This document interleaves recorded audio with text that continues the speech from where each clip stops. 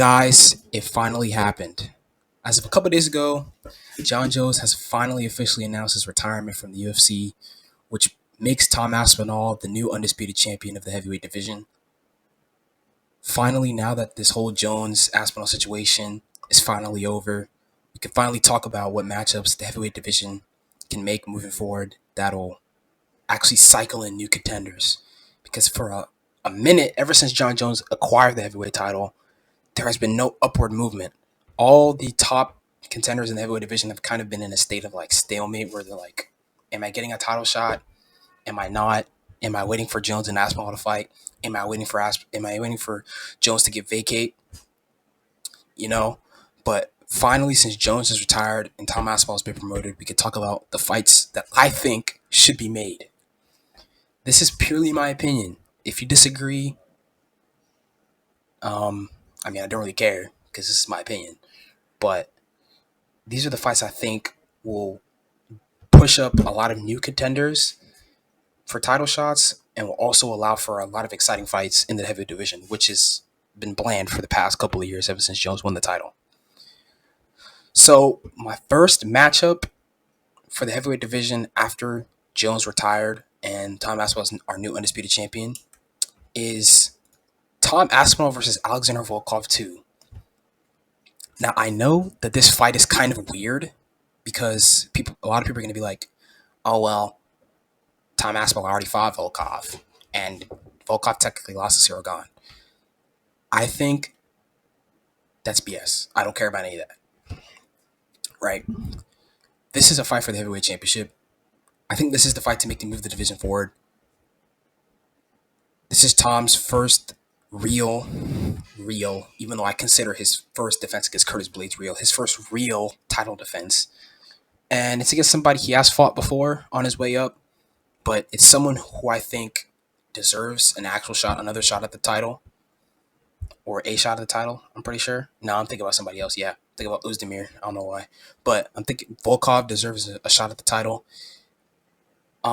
If you watch that fight at 308 with him and Cyril Gane, it was pretty clear that Volkov got stiffed in that fight. That was a solid, in my opinion, I watched that fight live, it was a solid 2-1 decision to Volkov. I can see more of an argument for a draw than a decision towards Gane. I definitely believe he got robbed. A lot of people, including Dana White, said he got robbed, and he even told Volkov after the fight, "I'm sorry about that, man. We're gonna get you right." And what I think that means is that they're gonna give him the title shot. That fight was basically a glorified number one contenders match. You know, whoever won that fight at 308 in October was basically guaranteed a shot at the champ, whoever that champ would be. At that time, we didn't know, but now we know. Like I said, Volkov deserves the fight. I don't really care about the Gane decision because that was a blatant robbery, and Dana said he's going to help Volkov out. He's going to make it right. And I think that means that Volkov is going to get the next title shot.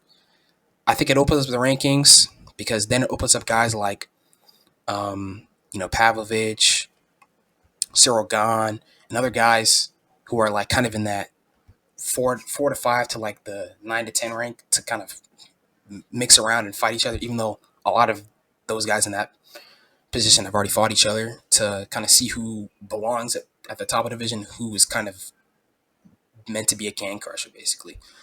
And I think this will be the first title fight, to bring back fans to heavyweight. You know, ever since Jones won the title, there haven't really been that many exciting heavyweight fights. So I think this is the first fight to bring fans back to the heavyweight division.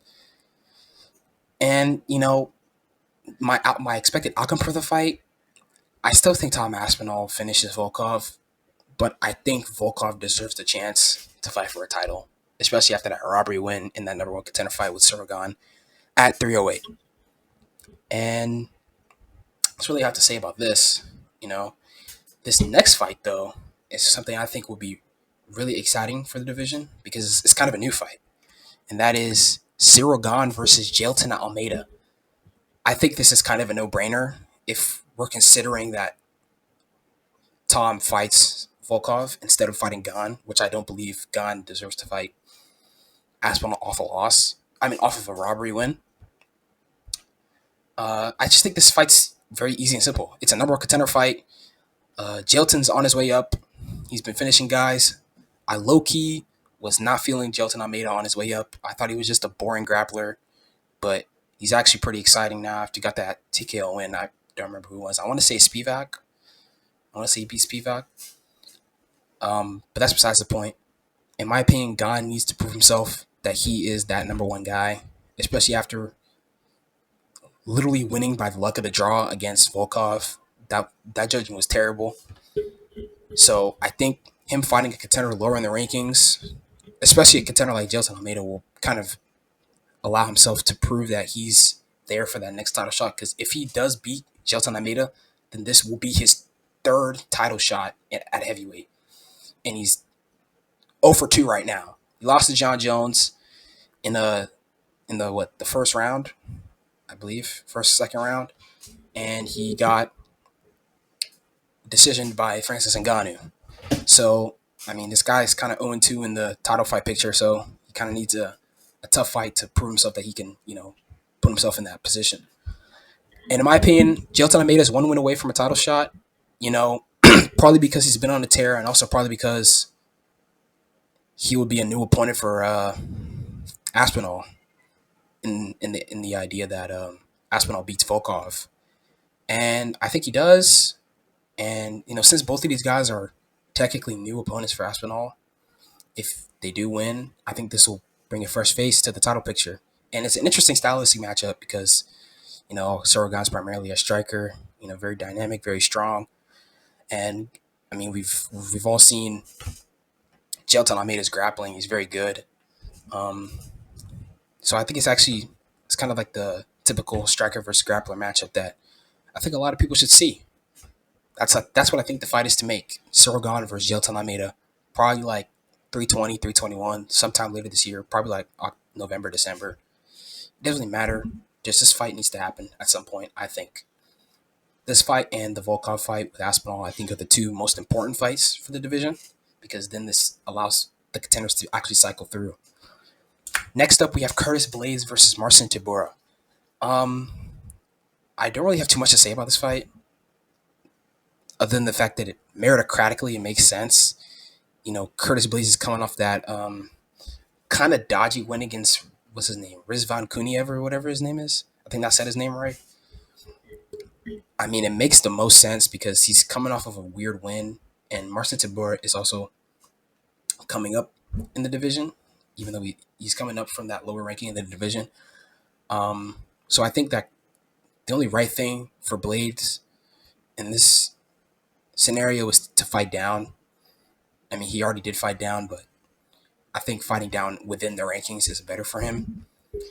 Don't really have much to say about Marcin Tybura. He's just like your normal heavyweight in this era, just a mid blob. And this is mostly just to keep the division active, keep the rankers fighting each other, and I mean, this fight's kind of uneventful, but it's something new because these two have not fought before, which surprised me as I was making this video because I thought that they had fought before at some point, but they actually have not, which is interesting. So I think this fight to make. These are some of the only two guys in the division that actually haven't fought each other, so I think it makes sense. Don't really have much to say about this, to be honest. And next up, we have Waldo Cortez Acosta versus Shamil Gaziev.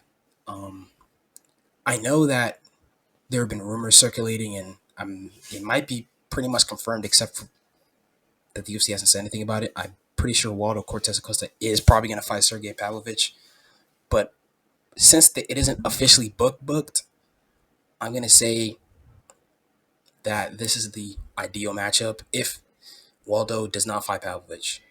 And even if he does, I still think that this is the fight to make because I know Waldo will probably lose to Pavlovich. Um, like the Curtis Blades fight and Tabura, this is kind of mid because like these guys aren't that skilled. Heavyweight's kind of downturn in skill. So this isn't really a fight that like, oh, this is a fight. This is a barn burner. I'm sure it'll be exciting in some aspects, but like I said before, this is kind of a battle of the blobs. These are kind of two mid heavyweights. I know people love Shamil Gaziv. I love Shamil Gaziv too, but let's be completely honest here. He is a typical 2025 heavyweight. He's fat. He's a Dagestani, but he's fat.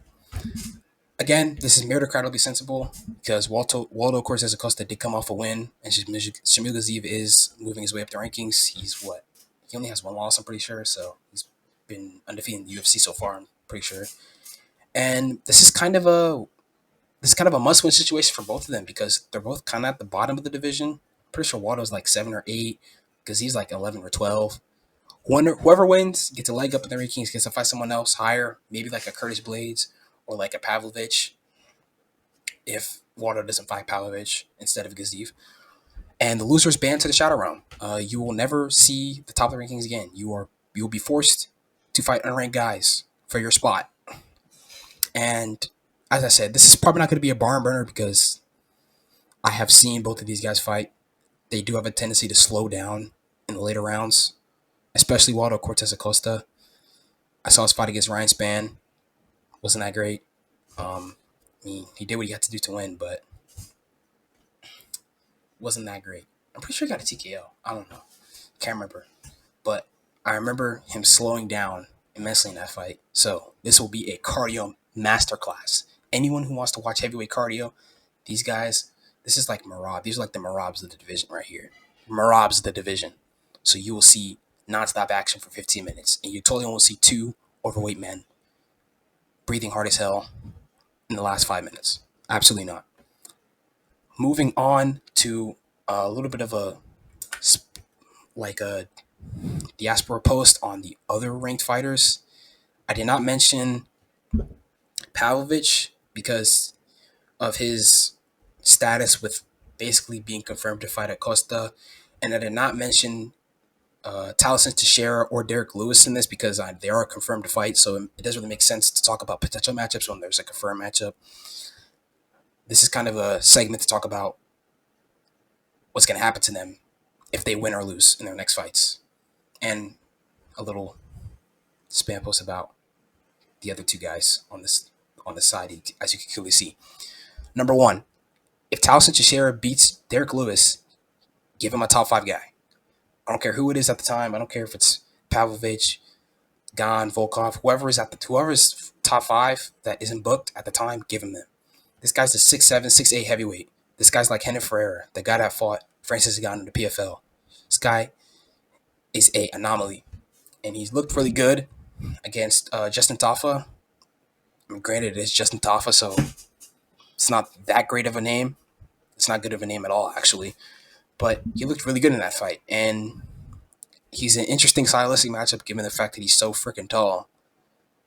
So I say give him a top 5 guy. If he finishes Derek Lewis, I think if he finishes Derek Lewis, he has to do it in exciting fashion.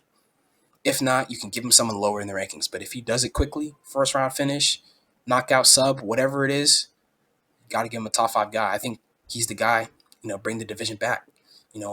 Maybe you can see him and Tom Aspinall in maybe a year or so. Who knows? And moving on to Pavlovich, if that fight with Waldo Cortez Acosta is confirmed and he beats Waldo Cortez Acosta, I still think he needs 1 or 2 more wins in order to get himself back in the title picture. This is mostly because even though a lot of the guys that he will have to fight, he's fought before, like Curtis Blades, Derek Lewis, maybe Volkov, I feel like he still needs to do more in order to bring himself up as the new name because he is getting kind of old. So he's going to have more behind him in terms of a win streak in order for people to be like, okay, yeah, maybe he deserves that rematch with Tom Aspinall, because everyone remembers that fight at 295, that whole situation, which also leads back to the whole Jones thing because that pay-per-view was supposed to be Jones's fight against Stipe. But back to my point, Pavlovich still needs 1 or 2 more wins after beating Waldo Cortez Acosta for that title shot, if he wants title aspirations. That's really all I have for Pavlovich. Moving on to Tai Tuivasa and Justin Tafa. These guys are the worst heavyweights on the roster. I mean that with full sincerity. These guys suck. starting with Tai Tuivasa. This guy's on like a 5-fight losing streak, and 4 of those are by finish. He's been subbed twice and he's been knocked out twice. His last win, his last loss is a loss to Jairzinho Rosenstruck, who I'll talk about soon. Cut this guy immediately. He brings nothing of value to the division anymore. He's not good anymore. I don't care. He's not good anymore. Moving to Justin Tafa.